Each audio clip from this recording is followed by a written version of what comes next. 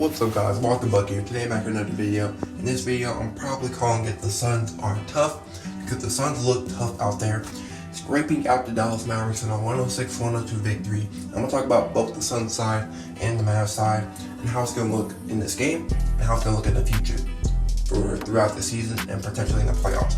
Before this stuff, the video right now is going to be bangers. Make sure to drop a like on it, comment up below any new video ideas you want me to do. Don't forget to subscribe to the channel at 73 right now.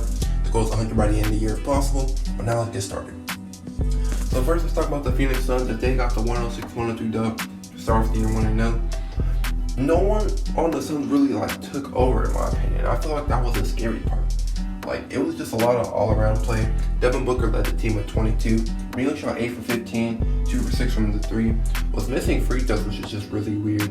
But he had an okay game. He had 8 turnovers though. A lot of traveling calls and basic calls like that, which was weird. But he had a really solid game.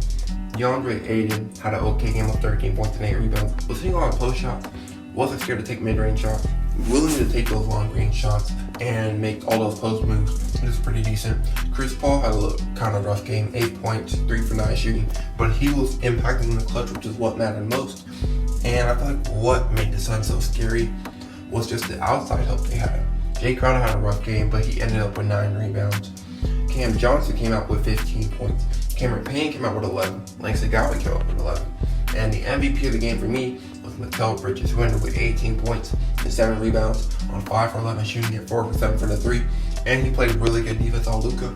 Even though he had the highest scoring game, he had a rough night all day. And it was mostly led by Mikal Bridges, a little bit of Jay Crowder, but it was mostly led by Mikal Bridges. And you could tell how that really impacted the game. I feel like that's really what got them to squeeze out dub.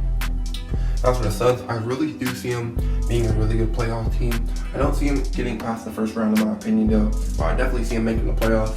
It's gonna scare a lot of teams, and CP3 got put up with Dallas wrong. Anyone thinks they could be an 8 to 10, 11 seed. They're gonna try and push for the 7 or 6 seed, potentially even the 5 seed. The Suns are just gonna be a really scary team. And when you see Devin Booker, Chris Paul, DeAndre Ayton have those takeover type games, it's just gonna be over for the league, and you already know that. And even though they didn't shoot the best and had a bunch of turnovers and foul calls, it's something they gotta work on a lot. They ended up with 18 turnovers, had 26 fouls. That's gonna be rough, but they could really fix that really quickly. And as for the Mavs, I have to start talking about Luka Doncic.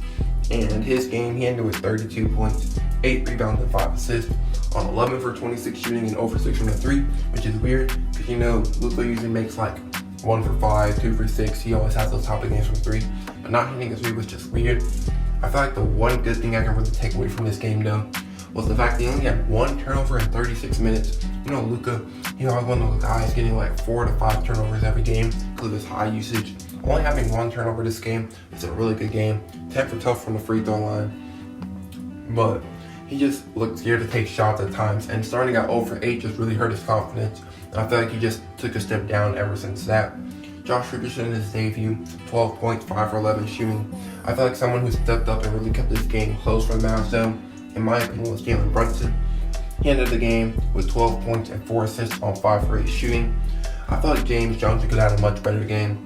0 points, didn't take a single shot in 14 minutes. I felt like defensively, he didn't have the impact that I really thought he was going to have for Dallas Mavericks. And this team really had a brick show in my opinion. A lot of shots they usually made last year, they just weren't making. Luka was hitting step back threes. Some lightly contested 3-pointers they were bricking. I ended up going 9 for 7 from the 3-point line. Under 25% from 3. That's just going to be really rough for them. And if they want to be back to one of the best offensive in the league, their 3-point shot got to be a little bit more consistent before they can really do that. Missing Seth Curry hurts, but getting that added defense is what they needed. And hopefully they can find that consistent 3-point shot again so they can be one of the best teams in the league. I still think they're going to be a really good contender. Dwight Powell in his game back, 18 minutes, only 2 points on 1 for 3 shooting. He looked meh. I really don't have anything to say about that. Trey Burke, I feel like, had a steal of a contract.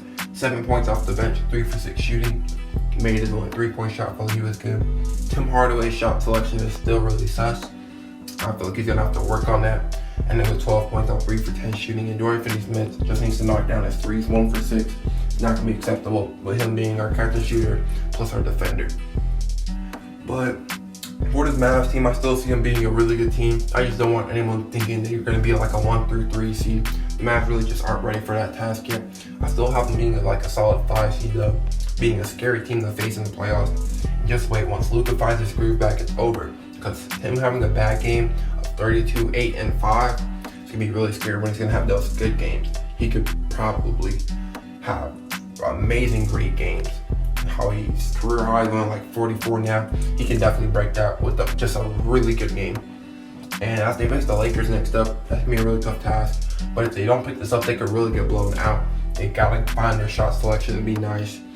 And just these games are just gonna be really important for them. Closing in the clutch, that's something they really struggled with last year. I feel like if they don't pick that up and continue it to this year and fix it, it's just gonna be a really rough year. And they could potentially be like a 7 or 8 seed, struggling trying to make sure they secure a playoff spot.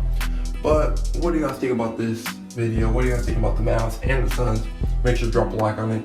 Comment down below your opinions and any new video ideas. And don't forget to subscribe to the channel. Peace out, guys.